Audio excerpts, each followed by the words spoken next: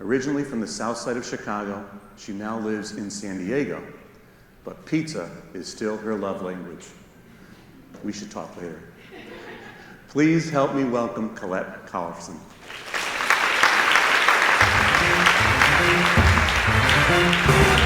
Thanks so much. Appreciate it. Hey. Yeah, and it's South Side, so it's thin crust pizza, just heads up. Anyway, as you heard in my intro, I live in San Diego now, and I can walk to the beach, and I do often because it's cheaper than therapy. Now, our beaches are fine, but our water is freezing, which is why it's like leadership. It takes a really deep breath and a strong commitment to dive in.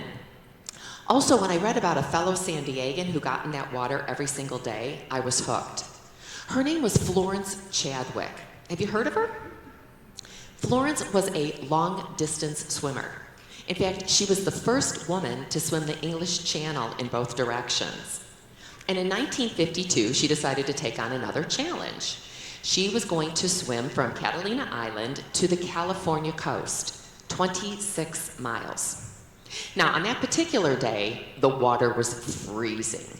The fog was so thick that she couldn't even see the boats in her party. Sharks had to be driven away by rifle fire. And still, Florence swam for 15 hours. Can you imagine swimming in that freezing cold water for 15 hours? And now, exhausted, she asked her team to just pull her in the boat. And like any good team or leader, they encouraged her to keep going. They said, come on, you've been swimming so long, you've got to be close. But every time Florence looked up, all she could see was the fog. And so she quit. The heartbreaking fact, turns out she was only 1 mile from shore. Yeah. Now, Florence didn't fail because she lacked commitment or discipline or capability. She failed because she lost sight of the shoreline. And even she agreed. In fact, she told a reporter the very same day. She said, I'm not excusing myself, but I really believe that if I could have seen the land, I might have made it. The distance between failure and success is often the courage to simply try again. 2 months later, she got back in that freezing cold water. The fog just as dense. The only difference? Since Florence couldn't see the shore ahead of her this time, she carried it within her. That's the power of vision. You know, right now, most people don't think about your industry until they need you most. Then you're in demand, right? Then it's up to you to hold that shoreline out for them. And you're dealing with all of that as you're also navigating the pressures of AI, cyber threats, your clients, my goodness, the list goes on, legacy systems, your regulators, and sometimes more uncertainty than clarity most days. And yet, vision is what carries you through those hard days, the tough days when you can't see the end in sight, but the mission still matters. And here's the thing, in this room, you are both the swimmer and the support boat, right? You have to hold that vision for yourself and for everybody on your team, even when that fog is completely thick. And when that pressure mounts, communication matters more, connection matters more, accountability matters more, especially in a world that's becoming more digital, more automated, and more complex. The real differentiator now isn't just what you do, it's how you make the people around you really feel. I call it the human edge, right? It's doing what systems cannot do. It's your ability to read the moment and respond with intention. Because influence, it's chemistry, it's not code. And influence begins the moment someone feels seen, safe, and supported by you. Now, the real leadership challenge, though, I believe, is not knowing what to do. I believe most people in this room probably know what excellent leadership looks like. It's doing it consistently in that everyday, chaotic, never a dull moment world that all of you seem to be living in. But then I thought, well, why tell you when I can show you. So I've invited this beautiful human to come up on stage. Come on up, come on up. She was basically voluntold. Give her a hand, come on.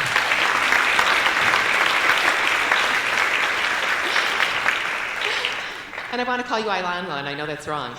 Alina, and I even said that 17 times in my brain before I walked up on stage. Alina, thank you so much for being voluntold and standing right there over the trap door.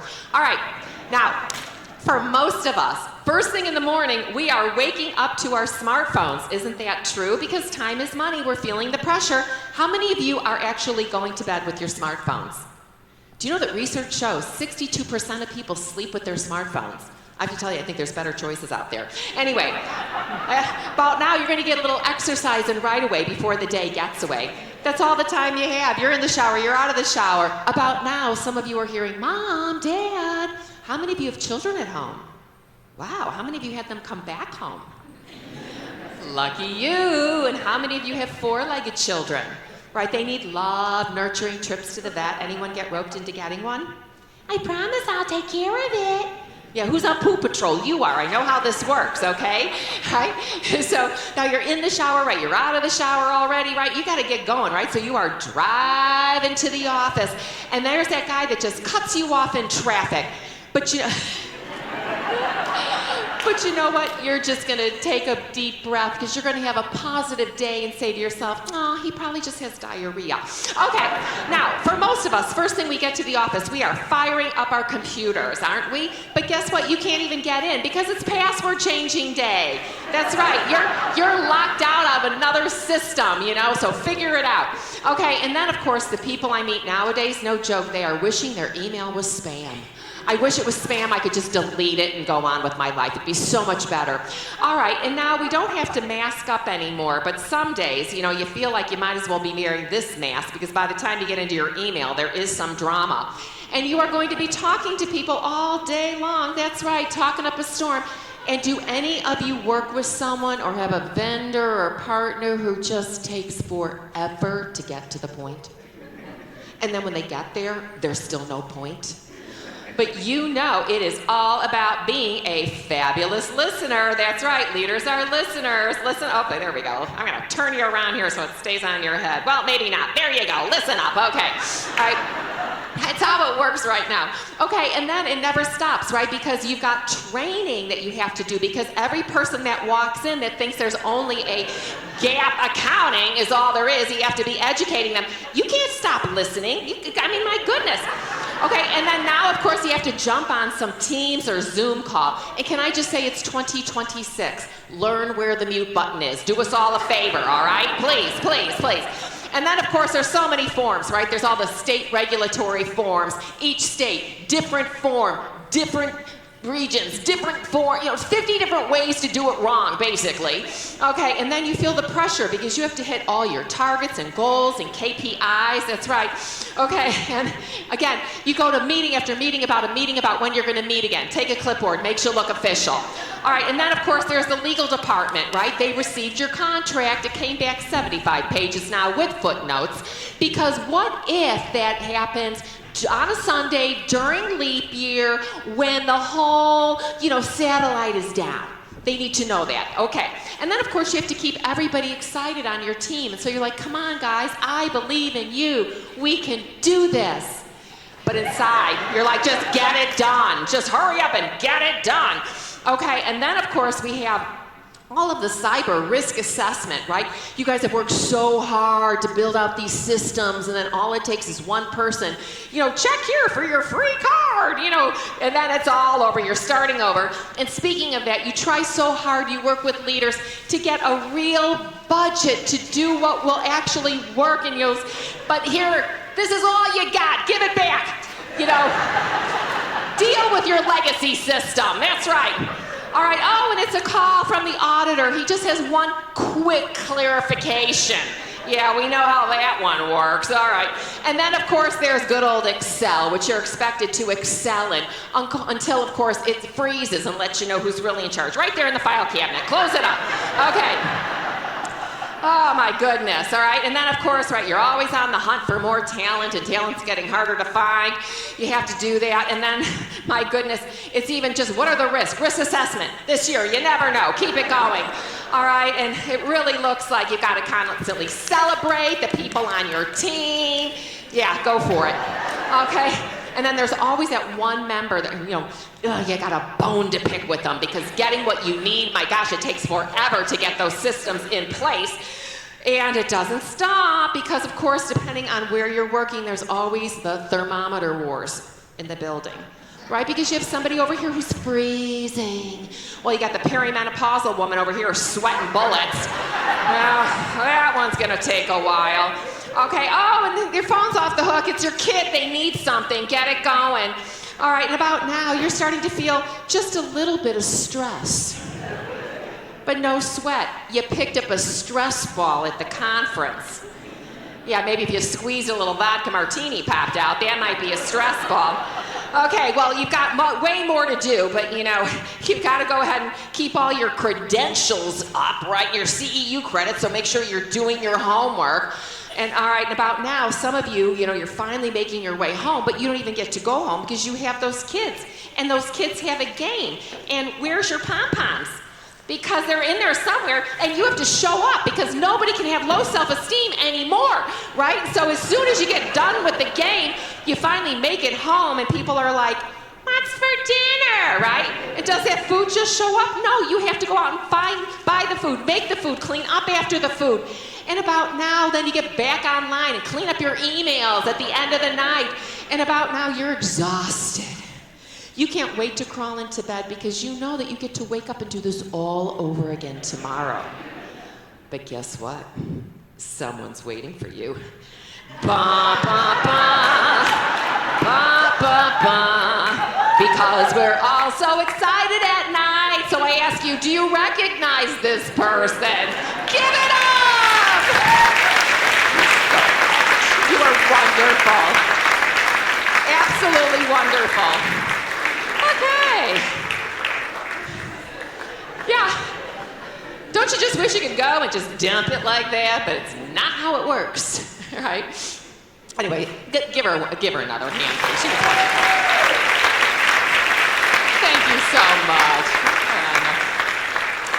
All right, yet that busyness, that kind of busyness, it's the enemy of connection, because it stops you from being present.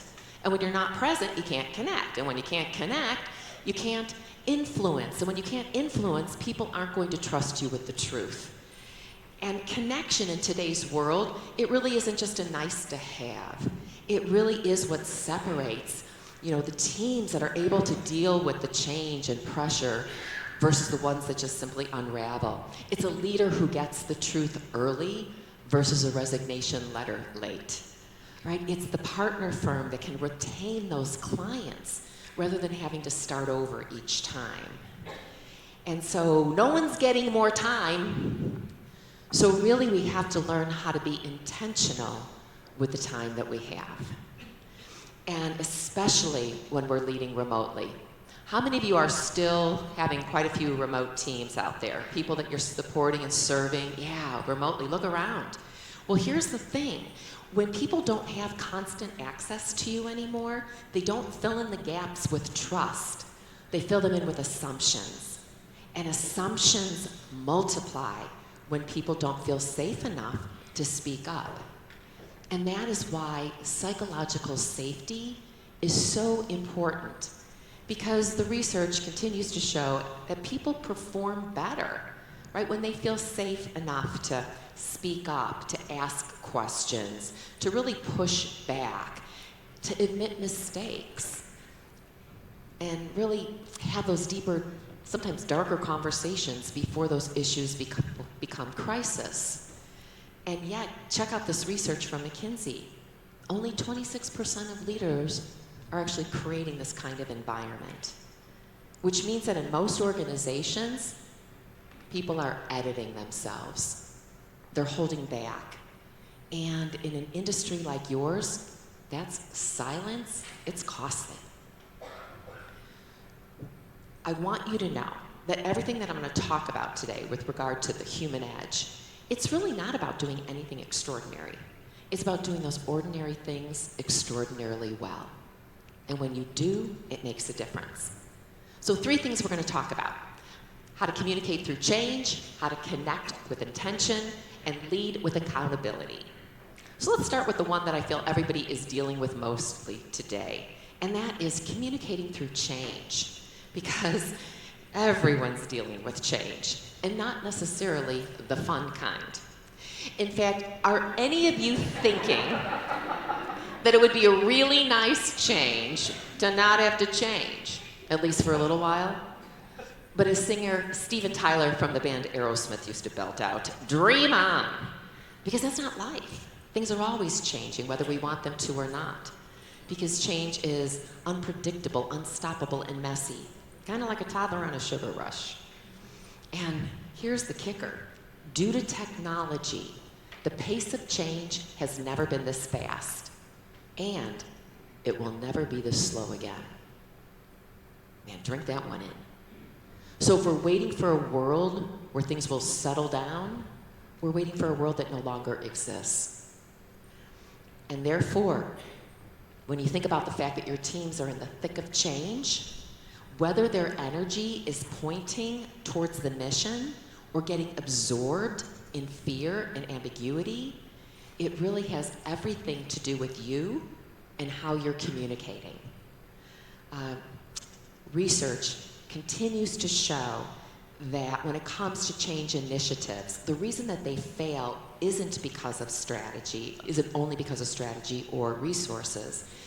One of the main reasons is always ineffective communication from leaders. And when people don't get the information, communication is unclear or absent, their communication doesn't stop, does it? They start to tell stories. And those stories are not usually calm stories. They're Netflix thrillers. And I also want you to know that people really are not difficult and hesitant to change, because they're just that type of person. It's because we're human. We're human. Our brains just dislike change, and especially uncertainty. In fact, get a load of this study. People are more stressed by a 50% chance of receiving an electrical shock than a 100% chance of getting one. In other words, go ahead, shock me already, because uncertainty is exhausting. And we would rather know something difficult is in front of us than to sit around wondering, am I going to be okay? Am I safe? Do I still have a job? Am I still going to be successful in what I'm doing? How is this going to affect me? And so what that means to you as a leader is that your teams are not just dealing with change, they're also dealing with ambiguity. And neuroscience tells us that when people are living in fear and ambiguity, what happens is the brain's threat response, it kicks in and our attention narrows. And so what that means in those moments is we're not thinking about innovation or collaboration or productivity. We are simply in self-protection mode. And so as a leader, it's becoming more and more key that you don't pretend to have all the answers and that you really become transparent and tell them, what do you know? What you don't know, when you'll know more, and then follow back up when you know more. But the one piece that I think a lot of people miss is telling people what's not going to change. Because when everything feels uncertain, what isn't going to change is actually currency, right? And then you want to bring people back to what's in their control, right? So here's where we're headed. This is what we can control. Let's focus on this very next step together. Because here's where teams get stuck. It's not necessarily the change that's flipping them out as much as the overwhelm that follows. Everything feels urgent. And when people don't know where to put their energy or their focus, they freeze. Or sometimes worse, they just start moving papers around and pretending that they're doing something constructive. And that's why the research continues to show, and you'll notice I say that a lot, but everything I try to share, I try to base it in research, not just hearsay. And one of the pieces that I found interesting is no matter what level people are at in their career, it really benefits them when when everyone's going through change and their leader comes and helps them prioritize. Because it's hard sometimes for them to come to you. They feel like they should have it more together. And just honor it. Hey, I know there's a lot coming at you right now, right? But let's just think about it. If we can only move the needle on one thing, what's going to have the biggest impact? Let's just start there and put everything else aside for just a moment. And when you help them figure out their next move, not their next 10 moves, it allows them to take their power back and feel like they're back in control, which is the ultimate goal. And I want you to feel when you're doing that really when you're reorganizing and prioritizing, that's not lowering standards. That's just really helping people get the clarity and empathy that they need in the moment to feel like it's going to be okay. Really, that's what's leading with your human edge kind of feels like. And when people are going through this change, it goes without saying that the more you communicate about it, independent of the town hall, independent of the meeting, the email, but more so in those real one-on-one conversations with them, that's where people have more buy-in and tendency to follow you.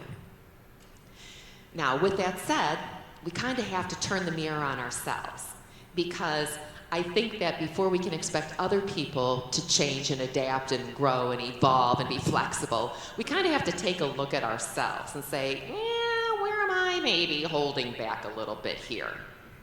And I was thinking about this recently because I was at the bowling alley with my neighbors, and the kids next to us were bowling with bumpers. Now, those magical rails that prevent you from getting a gutter ball, you know, zero failure, immediate success. Now, did any of you learn how to bowl with bumpers? A few of you? Yeah, my daughters did too, and they loved it. I mean, who wouldn't, right? You got 20 or your debut game when they happened to be 4 and 5 years old. And perhaps I'm biased, because when I was growing up back in the Stone Age, we didn't have bumpers, you know, which to me meant bowling was early public humiliation.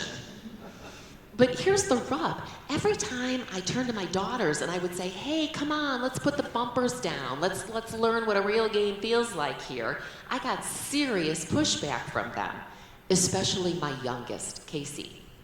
And so when I was at the bowling alley, I texted both of them. I said, hey, how old were you guys when you finally put the bumpers down? And my oldest texted back right away. She said, I think I was 10, which would have made Casey 9. Now, you have to know Casey to appreciate what you'll see next, because she is my type A industrial engineer, worked for Deloitte, went back and got her MBA, and is on the road still full-time with Alvarez and Marcel. And this child is always busy. So we don't get fast texts from Casey. But this one came flying in. And she said, I think we were in Palm Springs, and we went bowling, and you told us to suck it up. It was probably my least favorite game of bowling ever. And you could see my response. Glad I could create such beautiful memories. Obviously, she's still processing this one, you know? And I have to tell you, as somebody who teaches leadership, suck it up is not one of my recommended strategies, all right? But here's the thing. You know, with bumpers, you stay in the game. But without bumpers, we grow. We grow. And we've all heard that comfort and growth are incompatible, right? So when you have to kind of take a look at your own self and say, where am I relying on familiar patterns and habits and behaviors that feel safe, but they're not helping me grow? Not wrong, they're not broken, they're just familiar, and familiar feels good, but familiar isn't where growth lives. So I'd like to ask you, where are you still bowling with bumpers? You know, perhaps not one of these ways, but in your own way. I know your industry, for example, has such legacy systems. and maybe you've even had them around 22 years. In fact, I had a wrench in here and I forgot to pull it out, but it was going to be, hey, yeah, and one of your legacy systems broke down. That'll throw a wrench into your day, but you can't change it because it talks to 4 other legacy systems that you have, and yet sometimes I think we are familiar with them, we want something different, but we don't advocate enough to get what will serve us in the long run. And so whatever it is, I just want you to know that in life, when it comes to bowling with bumpers, we either pay now or we pay later. And let's be clear, everybody pays. In fact, when I'm in one of these situations, I remind myself that friction is my friend. That it doesn't show up to obstruct me, but to instruct me. To kind of make me look at myself and say, ooh, where do I need to grow or be flexible or adaptable? Because the challenge is, if we don't pay the price now and deal with it, the interest rate only goes up. And I think nobody gets this better than you guys, right? Because you understand deferred leadership risk better than anyone. It's going to cost you a higher premium down the road. So let's just feel an example, though, of how challenging it can be to change something that's just routed into who you are. So I'm going to ask those of you who can to just stand right where you are. If you could just stand up right where you are for a moment.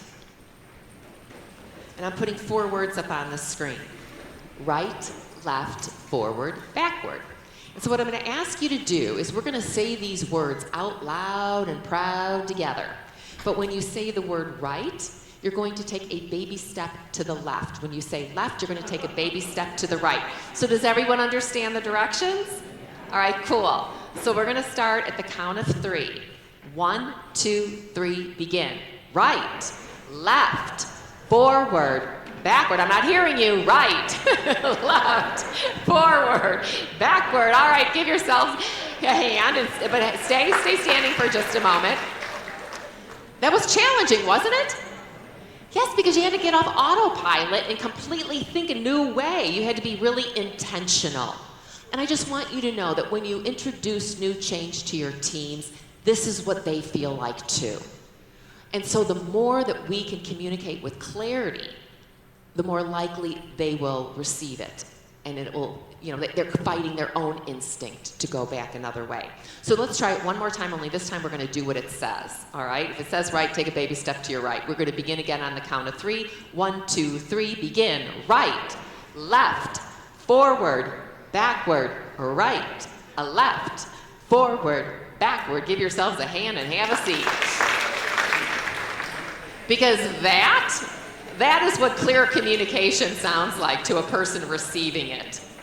There was no gap between what you were thinking and what you were saying and what you were saying and what you were doing. You were walking your talk. And in those moments, teams are always watching you. So that's what I would love to recommend when it comes to communicating through change. Next, I want to talk about connecting with intention. And rather than talk about it, I'd like to do something. So for those of you who aren't already on your phones, I'd like you to take them out. Hey, I'm a realist, right? Okay, everybody have one? All right, and what I'm going to ask you to do, and we're going to do this really fast, is that you're going to get up and you're going to find someone with your phone in hand that you do not know at all, and stand by for your next set of instructions. Please go.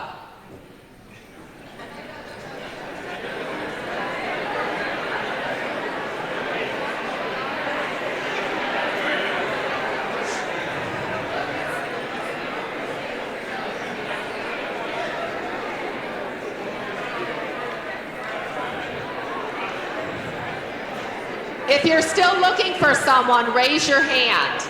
Is anyone still looking for someone? Okay, great. All right, you guys are wonderful at listening. I have to compliment you on that. Okay, so here's what we're going to do. I would like all of you to unlock your phones. Please go to your photo section. Everybody there? Okay, switch phones, please. Hold on.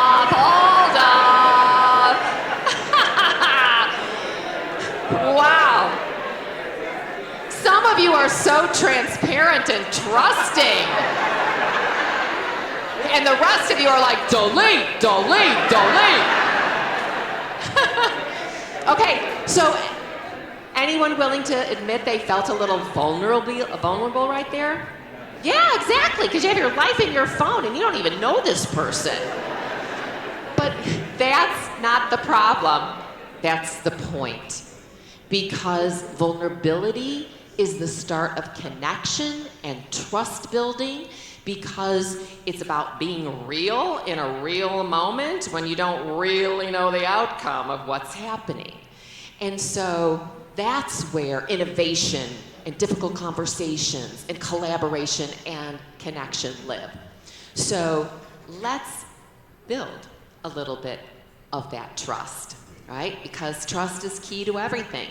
So I'm going to ask you to actually take back your own phone if you don't already have it, and go back to your photo section. But this time I want you to find a photo of something that brings you joy. It could be a person, a pet, a place, a moment. But I don't just want you to share the photo with your partner. I want you to very quickly tell the story of why that photo has meaning to you. All right, so you'll each get a fast turn. I'm just going to let you take those turns yourself, and as quickly as you can get done, come on back to your seats. Please begin.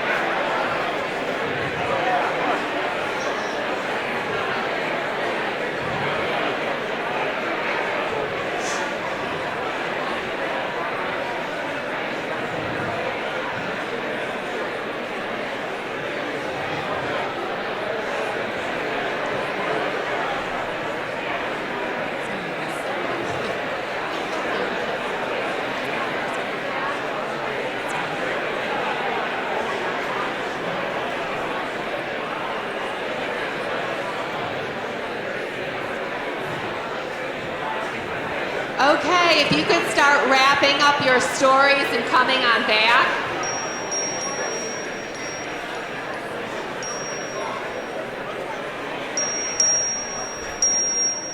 You can finish those as you're walking down, jazzing in the streets later. All right. So could you feel that shift of energy in the room? I mean, you connected with someone you didn't know. You shared a very small piece of yourself, and that's when trust started to grow. And it didn't start with an org chart or an onboarding letter. It began because of three things: curiosity, listening, and presence. In these moments, this is not small talk, right? This is every client referral, every relationship of someone who calls you when they need some insight or advice because they trust you. This is the key, really, to everything. And it starts with these small conversations and stories. So let me ask you, do you know the story behind the photo of the people that you lead, serve, and support's phone? Do you know why they chose this work? Do you know what they're carrying around right now that might not have anything to do with their job title? Do you know what drives them during a tough day? Because here's what the best leaders know. When you know someone's story, you lead them differently. You stop just treating them as a role, and you start investing in them as in a person. And when they feel like you know them, that's when they show up for you. And that's engagement, that's retention, that's your culture. And why is this key? Because 68% of people feel that their leaders care more about business objectives than them as human beings. And when that's the perception, that's the gap that you're leading inside of every single day. So oftentimes, the challenge, though, that we run into, because I think people have good intentions, it's just that we end up defaulting in our conversation to the same stale, lame questions that move the conversation forward, but they don't really build connection. So I'll ask you, when you reach out to the people that you serve and support, are you checking in with added value, or are you just checking up? One is transactional, one is relational. You know, checking up sounds like, well, did you send that report? Where are we standing on that status? Where's that project at? Did you call the client? These are necessary questions, but they don't build connection. And in a way, they're the equivalent of, did you do your homework? Right? Checking in sounds different. It's relational. It's sometimes the difference between making someone feel like they're under pressure, or you're building trust with them. I mean, how many times, just out of habit, have you maybe said to somebody, let me share the stat with you first. Again, why? 48% of employees, when they feel that you care about them, you get more out of them. They're more productive by choice. But yet, how many times in passing have you just turned to someone and said, everything going okay? Which, when you think about it, almost demands a yes. Right? Versus, what's been weighing on your mind lately? Or let's say you're going through that change. What would support look like for you during this transition? It's those deeper, richer questions. Here's one of my favorite questions, and it's not limited even to the people on your team. That could be your partners or other, your partner firms and vendors, and that's to ask, what's something you wish I understood about your role that would help us work better together? Sometimes that one question alone can change the focus of a relationship. And these questions are not just great for connection, but they're intel as well. They help you feel out when somebody is feeling frustrated, right, before it becomes a resignation letter, or maybe when they're feeling burnout before you lose one of your best team members. All in all, in today's world, as a leader, you have to dare to care about the soul behind the role. Because when people feel seen, they engage differently. And I also say this next sentence with love, but some of us are conversational hijackers. All right? What's a conversational hijacker? Well, it's somebody shares a concern, and right away you're off and solving. Well, here's what I would do if, here's a suggestion. And yet, I can help with that, but that eager to serve, but eager doesn't always equal effective. And the challenge is when you do that, you rob yourself of understanding. What's the anecdote? It's being a conversational bounce backer, because connection lives in the follow-up question. Just practice this tonight when you're having conversations. Ask one more question before you step in. It's amazing what you'll find out. But this is also where that conversational bounce backer comes in with that next question. I'm curious, how did you come to this resolution? Or, how else has it been impacting your team? Try it. Connection lives in the follow-up question. And those of you that are bringing new people on board, or maybe somebody, is now on the board, but they came up from tech and you're in accounting and you're trying to help and educate, well, in those moments, questions can be so effective to help them come to the solution themselves, right? Bringing them up to speed in the industry through questioning. And I'm hearing this from leaders. Maybe it's not in your case, but I'm hearing leaders say this all the time. My team just doesn't think strategically. They come to me for every answer. Do you ever feel that way? Well, sometimes I'm going to suggest that if your team's coming to you for every answer, it's because you're giving them every answer. And in the moment, it feels effective and efficient and like you're being a good leader, but you're basically robbing them of building those critical thinking skills that you're saying they're lacking. And so that conversational bounce backer is what can work. Well, if I wasn't here, how would you go about sourcing that information? Given the last 3 scenarios we've had, what do you think we should do in this circumstance? And let them think and process, even if you have to guide them to where you're going. But otherwise, we're not helping them, because really being an incredible leader is not about having all the answers. It's about developing people to help them find those answers themselves as well.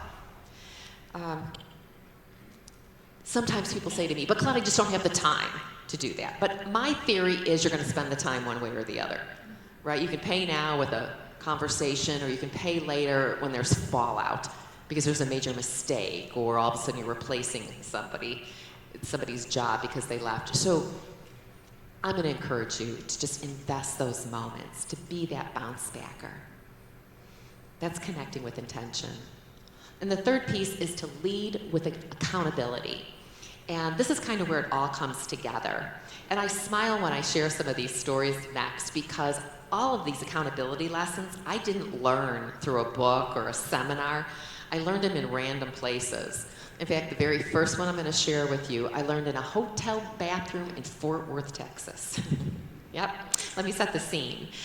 In 69 minutes, I was supposed to be down in the ballroom for my keynote. And I had just finished putting on the makeup, and it takes a lot longer to get the natural look than you think. And my hair's up in a wet towel, so it's time to do the do. So my hair is waiting for the time for the blow dry. And I reached for my brush. It's not there.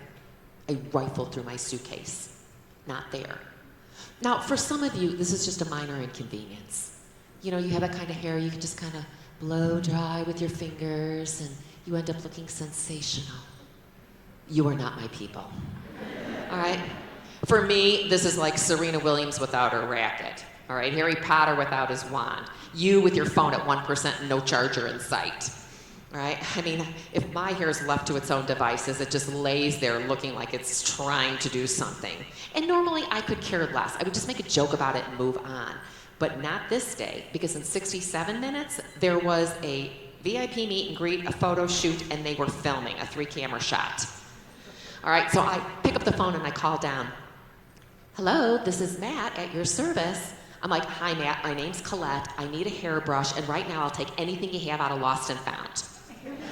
And he responded, well, what kind of a brush would you prefer? And right then, I knew I was talking to the right person.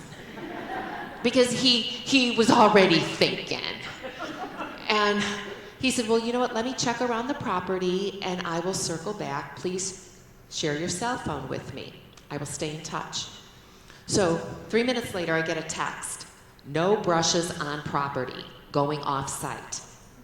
7 minutes later, I get this text.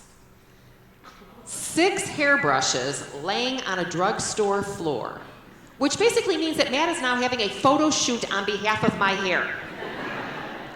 And you'll notice what he said. He said, none of these are perfect. Will any of these work? And immediately, I could feel my shoulders just drop. A few moments later, there was a knock on the door. And there was Matt. And I said, Matt, you didn't just bring me a hairbrush, you brought me peace of mind. I gotta tell you, here's what Matt did. He didn't put me on an endless hold. He didn't say this isn't my department. right? He didn't make an excuse about why he couldn't get me what he needed, even though it would have been easy to do so. He saw a problem and he owned the outcome, even when it was inconvenient. And I'm here to tell you that every day at your organization, people are looking around and watching what ownership looks like. And in your industry, accountability isn't optional. I mean, it's basically your product. And the truth is, it rarely comes from a training manual. It comes because people are watching you. Now let's talk about the other side of accountability, because Matt is the person we all love to celebrate. But there's another version happening in organizations. And sometimes it's just the difficult conversation that you're avoiding with a partner firm, or the CPA relationship that isn't as strong as it used to be, but it's not necessarily, you don't know how to go about taking the risk of having that conversation with them. Or you have a software provider and their vendor deliverables haven't been up to speed, but gosh, you just don't want to start over and have disruption. And so it's basically the issue everybody sees and nobody wants to own. And I get it.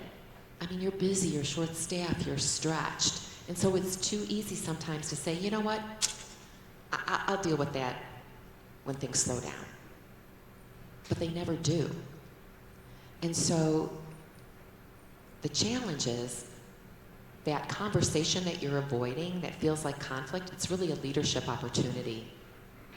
And what's happening while you wait is your mats are watching. Because every day you are communicating and sending messages by what you say and don't say, praise and don't praise, allow and don't allow. And when you push things down the road, you're not solving the problem, you're just delaying it. So I'm going to encourage you to reframe how you look at those conversations and recognize them as just being respectful. It's really respectful to hold someone accountable in a way that I call speaking your truth. What does that mean? To me, speaking your truth is the opposite of speaking your mind. Right? When you speak your mind, it's about being right. When you speak your truth, it's about getting it right. It's about being clear, sincere, and respectful to have a conversation to help improve a situation, not just to make a point.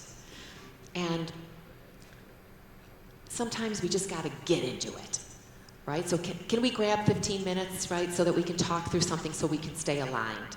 Aligned is a word I love to use because it just says it all in one word, and then you can move forward and have the conversation when you can. No drama, right? Just a leader who cares enough to say, I see what's happening and I'm not going to pretend that I don't, because it's key. It's key for the mats, and in reality, it's really key for the person who might be struggling too. So it's how we build our culture. And another way that accountability is key, and it's not just always having those hard conversations, it's also about the fun ones, the ones that make people feel good inside, catching them doing something right, being what I call a human highlighter. A human highlighter is somebody who brightens the room when they enter because they shine the light on you rather than when they leave. All right? And when I think about a human highlighter, I contrast it between two separate Uber drivers I had the same day. And when you think about it, they do the same thing, but completely different experience. So let me set the scene. I'm in Portland, Oregon. It is February, pelting rain.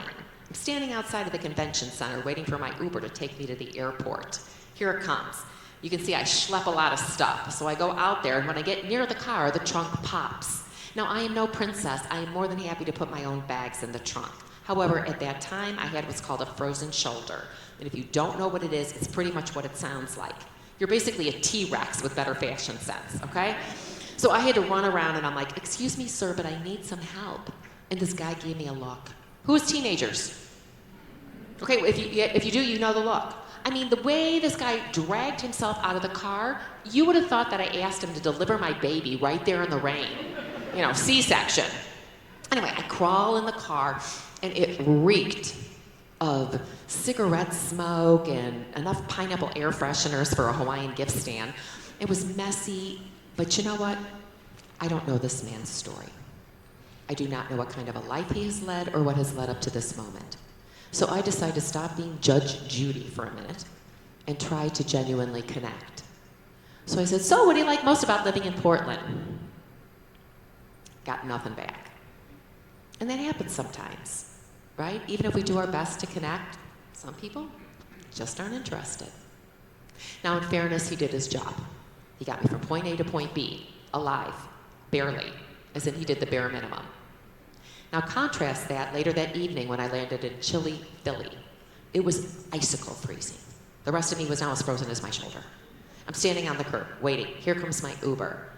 And this woman jumps out of the car like we were long lost cousins at a reunion. And she's like, Colette? I'm like, hi. She said, hi, I'm Ann. Are you coming home or are you here for an adventure? I'm like, an adventure? She goes, girlfriend, get in the car. It's freezing out here. I've got this. Puts my bags in her trunk. I climbed into her warm, clean car, and there were snacks. And you will notice these are quality snacks. And then she climbed in, and she turned around with this beautiful smile that you'll see in a moment, and she said, Colette, for the drive, would you prefer a genre of music, conversation, or quiet? I mean, don't you wish everybody was an Uber Ann? I mean, one driver provided a service. Uber Ann provided an experience. One I'm still talking about all these days later. And why do I share this with you? Because the energy that you bring as a leader is contagious. It's contagious. So I'm going to ask you, before you are jumping on that Zoom call, before you're walking into that meeting, before that one-on-one, what energy are you bringing into the conversation?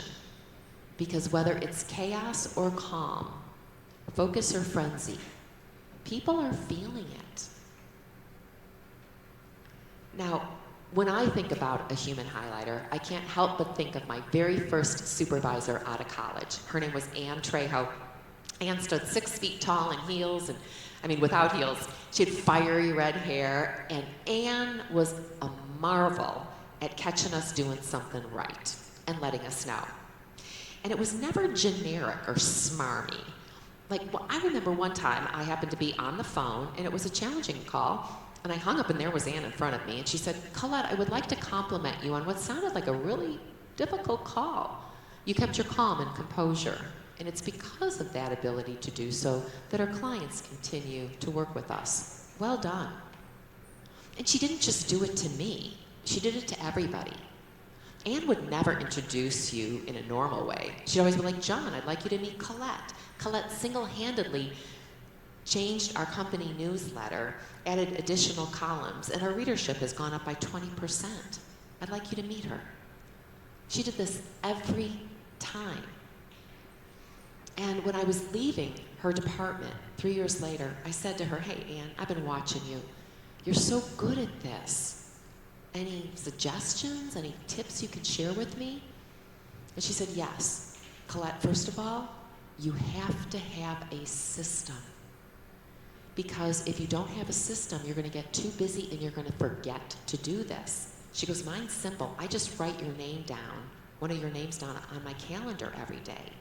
And I make it a point to go and catch you doing something right. She goes, but remember, it has to be sincere and specific, because that's what makes it memorable. Which is true that I can remember it all these years later. You know, I think, again, we get busy, so it's like, hey, attaboys, way to goes, thanks for your help. But it's that specificity that makes the difference. For example, I am fortunate enough that I don't cook, but I attract men who do. And so every night, my sweetie, Blue Eyes, of the last 17 years, puts a beautiful dinner on the table for me. And I make it a point every night to find something very specific and sincere that I can say about that meal. And when I do, whether it's, oh man, I don't know what you did to these Brussels sprouts tonight, but that little bit of turkey bacon in them, extra special. And I just see him kind of swell up. Now, I want to fill his heart. I want him to know how much I appreciate him. I also want him back in the kitchen the next night. All right?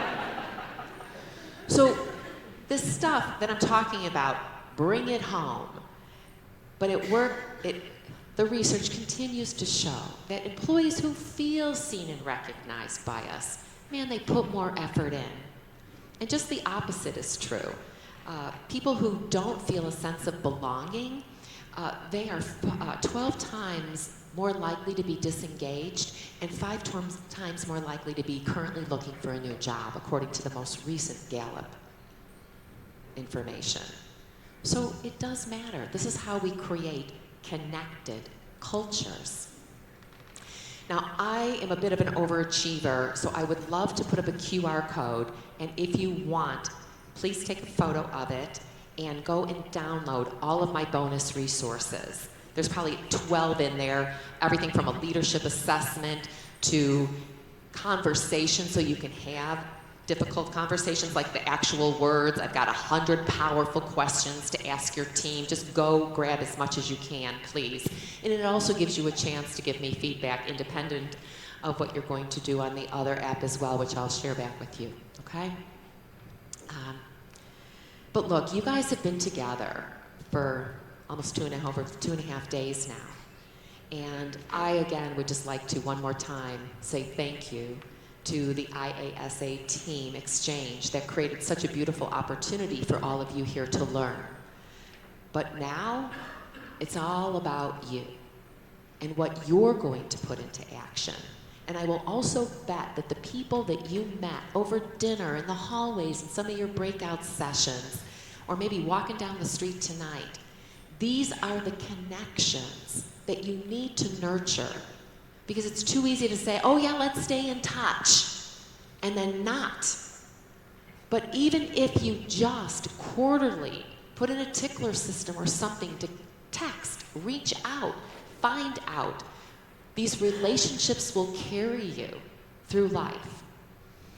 And it really is, everything we're talking about today, it all comes down to really the ability to be present with people.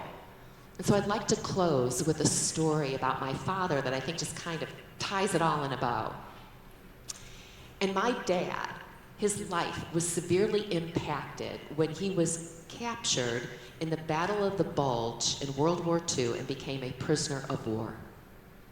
And if there's other service member and service member families out there, I just want to say thank you to all of you. Because of you, the rest of us get to sleep peacefully at night. Now, if you know anything about that particular battle of the Bulge in Germany, over 80,000 of our service members were either killed, captured, or wounded in that battle alone. And when my dad was captured, he was taken to a German hospital. And the doctors had him laying down on the floor, and they were down by his feet, his frozen feet. And that's when they decided to amputate both feet.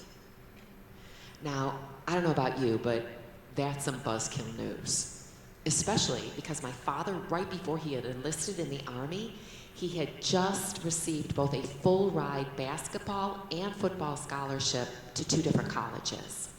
And this was back in the days before they had the teams and the prosthetics that they do now. So I asked my dad, I said, man, how did you deal with that news in the moment? And he said, you know what, Colette? First of all, I just did my best to be grateful for the fact that I was alive. But more so than that, I just did my best to stay present. You know, what we call mindfulness today. He said, because if I could just stay right here, then I wasn't thinking about what I should have done differently to avoid capture, and I wasn't thinking about or freaking out about what was going to happen next to me. Well, I really believe it was that presence, that state of mind, that allowed my father later that day to catch the eye of this little boy cruising through the hospital. Turns out this kid was 10 years old, he was the cook's son, and his name was Peter. And when my dad and Peter's eyes met, my dad smiled at that kid. And I know the warmth of that smile. And I really believe it was that eye contact, that warmth, that connection that made Peter feel safe enough to come over and ask my father if he would help him learn some English. And my dad nodded, So they spent the day together on the floor doing just that. Well, later that evening, as a thank you, Peter snuck into the kitchen, and swiped a bottle of peppermint schnapps as a thank you to my dad and gave it to him. True story. My dad drank the entire bottle, and because he was buzzed, he was able to massage his feet all night long through the pain. And because alcohol is also a blood thinner, when the doctors showed up the next day, they saw just enough circulation to postpone surgery, which is a pretty cool thing, because my dad ended up keeping his feet. And he went on to play professional football for the Detroit Lions and the Philadelphia Eagles. And more importantly, he got to be that true human highlighter that he always was until he passed shortly after his 96th birthday. You know, my dad taught me that you don't need the right circumstances to lead. You don't even need a title. You just really need to show up for other people and have the presence to make them feel present and seen and heard right in front of you. That, to me, is the human edge. And I am thrilled that I got to come in and connect with all of you today. Go have a blast on bourbon. Thank you again.